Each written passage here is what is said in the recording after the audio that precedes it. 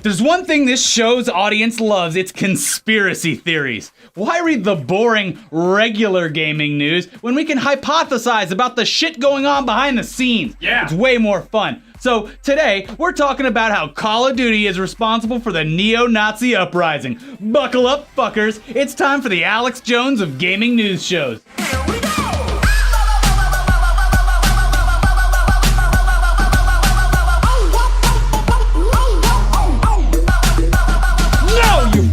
Cuck.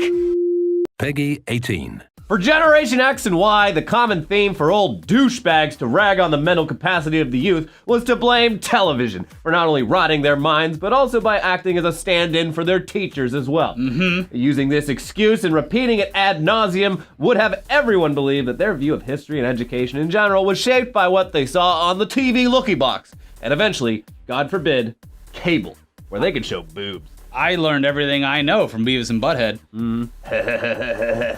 Then came the millennials. Dong. And whatever the fuck you call the generation after that. You! Generation Meme. That's probably what the name's gonna be. Nowadays, you little shits spend more time playing video games than almost anything else. And why wouldn't you? They're fun, you don't have to do much, they drip feed you little boosts of serotonin when you do well and complete tasks. It feels good. Yeah. Oh, and some of them are even based on historical events, giving you a front row seat to what happened, where maybe you'll pick up some little bits and pieces of the truth, because at the very least, you might want to know some of the plot to the game you're playing. Enter Call of Duty, one of the biggest video game franchises of all time, and one that for most people had a familiar setting for its FPS combat. World War II. You know, the one where the libtard cucks fought the very peaceful Nazis. Some of them are very fine. Some of them were. Of which, yeah, they're very fine people, I'm sure. Okay, but seriously though, even if for some reason you had no prior knowledge of World War II, but were a fan of Call of Duty since its debut all the way back in 2003, it would not be so hard to piece together the fact that you were fighting Nazis in Europe in the 40s because they were evil cunts. Yeah, Call of Duty 1, released in 2003, based on World War II. Call of Duty 2, released in 2005, based on World War II. Call of Duty 3, released in 2006, based on World War II. Call of Duty World at War, yeah, released in 2008, but you guessed it, based on World War II. Okay, so before World at War, there was the first Modern Warfare, which was released in 2007, and then of course there was Modern Warfare 2, some Cold War era style ones, and then some garbage. Still, for a majority of its existence, Call of Duty brought World War II to life for people, and even if it was in an infinitesimal way, let the player base know that Nazis were the bad guys, especially when they turn into zombies. Yes, we're all clear on that. A couple things happened when Call of Duty left World War II behind, and again, we have to reiterate, this is conspiracy mode here, we're having fun on Tugs. But without a yearly update where you could dish out justice to the Nazis, maybe these young, impressionable minds started to disconnect with the fact that they were the bad guys. I mean, this is the fan base who literally threw a fucking temper tantrum when the new Call of Duty game decided not to include swastikas in the multiplayer version of their game because the company that makes the game probably didn't want a hate symbol to be broadcast to millions of people, including sponsors, and to countries where the symbol is banned every time they held an esports event. Now, it's also fair to mention that the fact that the general vocal consensus of bad guys evolved from Nazis to people from the Middle East around the same time Call of Duty went from World War II to Modern Warfare.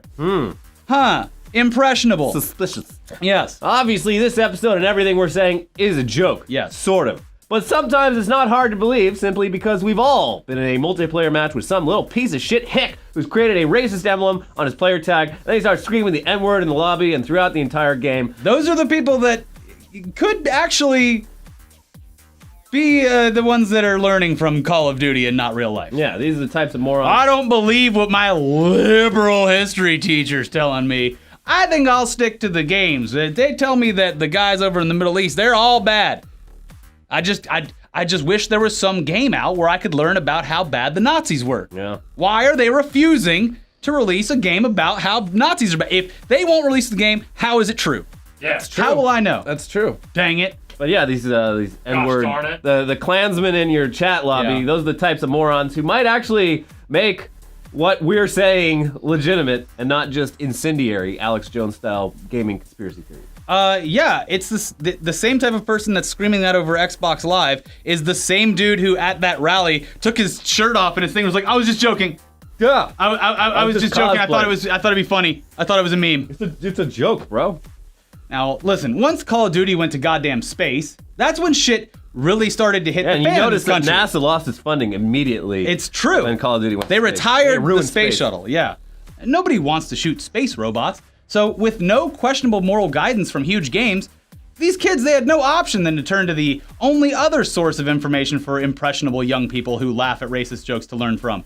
It was full on time for internet forums, and man, some of what these guys online are saying makes a lot of sense.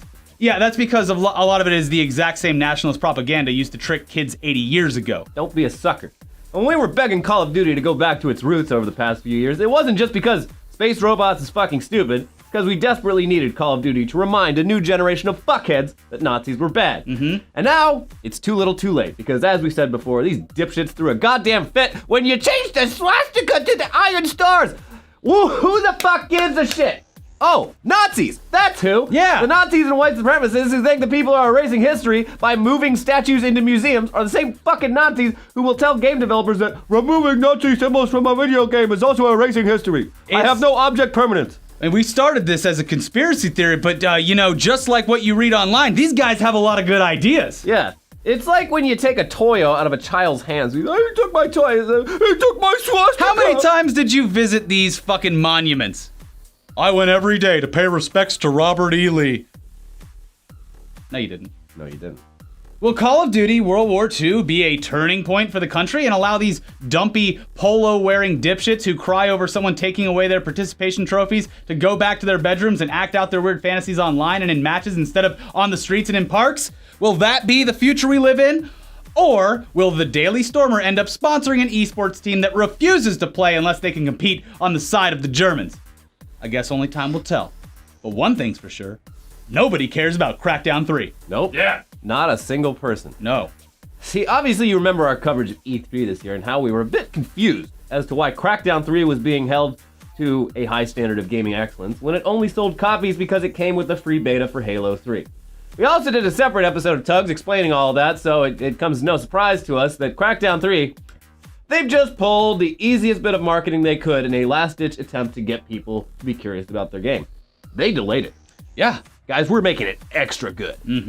Now, setting aside the fact that Microsoft Studios is probably fucking pissed about this because it leaves them with yet another game that was supposed to be released with their new console ditching that fall release. But this just smells of hype bullshit building. It's the same thing Rick and Morty did with Season 3, except it worked because people actually love that show, and it ended up delivering on being great.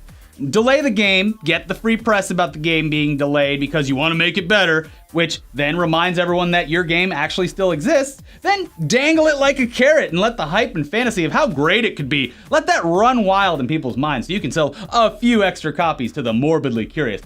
Got it. Smart move, guys. God, you guys are brilliant. Yeah. You must watch T.U.G.S. The other painfully obvious reason for this delay is because it was originally supposed to come out in November, which is smack dab in the fall gaming season, where numerous other big games are vying for attention. There's no fucking way that Crackdown 3 can compete with Call of Duty, Destiny 2, Battlefront, Super Mario Odyssey, or any other game during the time frame. Any kid who has Crackdown 3 at the top of their Christmas list is a Russian sleeper agent. Yeah. So they just moved it to spring 2018. They'll probably release it during a time span where they have a little more breathing room. And, gamers might want to just try something else, even if they weren't interested in the game at all in the first place. It's the exact thing that happened to Titanfall 2. No one really gives a shit. It has a core base. You release a damn fine game. Very good. But you do it in fall when the guys are out buying fucking Call of Duty. Madden. Yeah, and Madden and shit. And that's what happens. They skip over your game because games are expensive and you can't buy them all. So you dump it in spring. Maybe they'll buy it. Listen, the official statement is, we just want to deliver the right game with the right quality at the right time. Nice try, Crackdown. Unless you bundle that shit with a new Halo game, I just don't see this thing taking off, no matter how many times you pay Terry Crews to yell at people in your trailers. But, guys, you know who's never delayed? Shippy. He's always right on time and ready to serve up some gourmet truth bombs right to your earballs. And this week, Shibby's taking it back to the old school. Oh, snap. Under budget and ahead of schedule. What a shill. Ahem. Sonic boys and fisting girls. I mean, Knuckles girls. I mean, I like anime Tails girls. Whatever.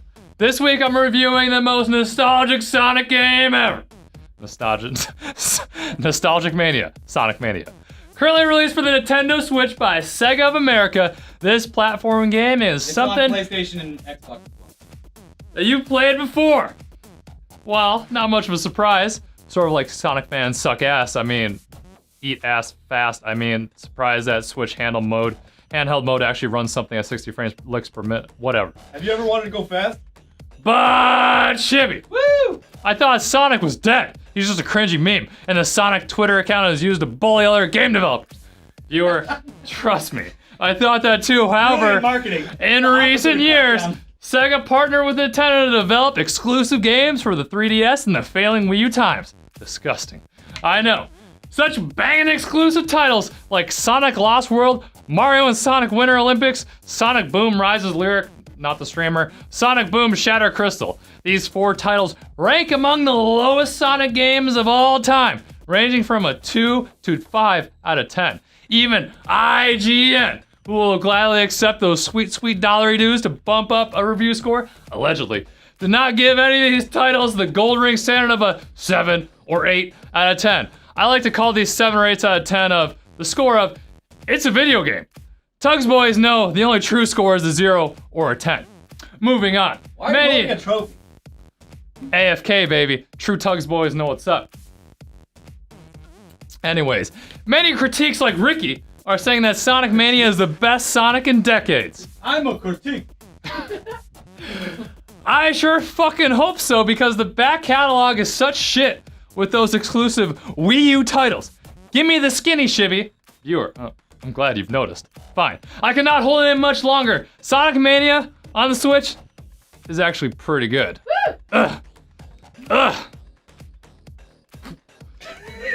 It pains me to say that, such words, but for $20 price tag, and if you like platforming games and if you get a shit about Sonic, then this is a pretty easy purchase. Ugh. Classic and new zones with some funky ass 16-bit music, new bonus events, and some new boss fight mechanics. They're actually a refreshing surprise. Honestly, it comes down to this. The last few Sonic games suck dick. To be trill, which I've been informed means to be too real. The only thing that I thought was at least decent was Sonic All-Star Racing, and that was because it was not a completely fucked PC port, and the fact that PC has not had a good arcade racing game like Mario Kart, so this is the closest thing. Good enough. Like those cute Japanese girls in high school who won't sit on your face. Basically, Sonic, I don't know, it's ethical. Something that is ethical Really weird. is that my shirt store is finally ready. teespring.com/store/shibby. Much like these guys have with etcmerch.com, I wanted to make some memey shit too. So go check it out, or don't. Do no buy and make gaming great again. You should be criminal. Link in the description, hopefully. Bottom line is, if you're a Sonic fan, you'll pick this shit up. Ricky already did, and Elliot probably will in 3 years from now when it's on Steam sale for 99 cents. Having said all that, I gotta call it quits like Steve Bannon and rate this shit 0 out of 10 because the PC version is delayed 2 weeks. Now, since Shibby has turned into a shill of himself, he can no longer be trusted. So let's turn to Amazon and take a walk down memory lane, or Mammary Lane as Shibby would call it, and to one of the big Sonic hits from the last decade or so. Back in 2006, a game called simply Sonic the Hedgehog was released for PS3 and Xbox 360. And, well, let's just let user Flying Wallaby and his review titled, "This game spits in the face of the real Sonic" do the talking. I bought this game recently from Amazon for around $6 with hopes that despite the poor reviews that I, as a stoic Sonic the Hedgehog supporter, would be able to look past its flaws and find a core consisting of at least a well-meaning attempt to continue the adventures of one of my childhood heroes. The joke was on me, however, when all I found was a massive collection of glitch after glitch instead of anything even remotely resembling the game I deluded myself into believing existed. I have been playing Sonic games since the Sega Genesis was a top-of-the-line product, which is farther back than I care to remember. And when the Sega Dreamcast was introduced, I purchased one for the sole purpose of buying and playing Sonic Adventure, which was a mind-blowingly spectacular game. The reason that this information is relevant is to show that after all these years of Sonic existing as one of my favorite fictional characters of all time, I can honestly say, without the slightest exaggeration, that this game will forever leave a scar on one of my most cherished video game related memories. Nothing about this game can even be considered close to being halfway mediocre. It really is that bad. This is not a joke. If you are a Sonic fan, then do yourself a favor if you consider buying this game and burn your money instead, so that you will never have to endure this mockery of video gaming culture. If you are not a fan of Sonic the Hedgehog, then this game would make a fantastic supporting argument if you insist that Mario is superior to Sonic, although you would still be wrong. I am kicking myself for wasting $6 whole on this game when I would gladly pay 5 times that amount to never play it again. Wow. In summary, everything about this game is nothing less than utterly contemptible, and I hope whoever designed this game is never allowed to even think about designing another game without having to pay an outrageous fine. 1 star. And they took the swastikas out. Buy our merch, etcmerch.com, and Shibby's site too. Follow us on Twitch, twitch.tv/ITS Ricky FTW. Twitch.tv/Elliot ETC. Shibby2142. Shut up, Shibby. Boo. Twitch.tv/etc_show. We're going to be at Gamescom next yeah. week because we're going back to being a gaming channel. So we're going to be at Gamescom in Germany. So if you see us, say hi. If not, hit us up on Twitter and maybe we'll grab a beer. Also, we have 2 videos that you need to watch. One, a damning example of why you should never buy the Rick and Morty board game despite how great the show it's is. bad. And the other, a podcast with Ross Robinson, who is one of the fucking best metal hard rock producers of all time. Check those both out. We'll see you in Germany. Prost! Cheers!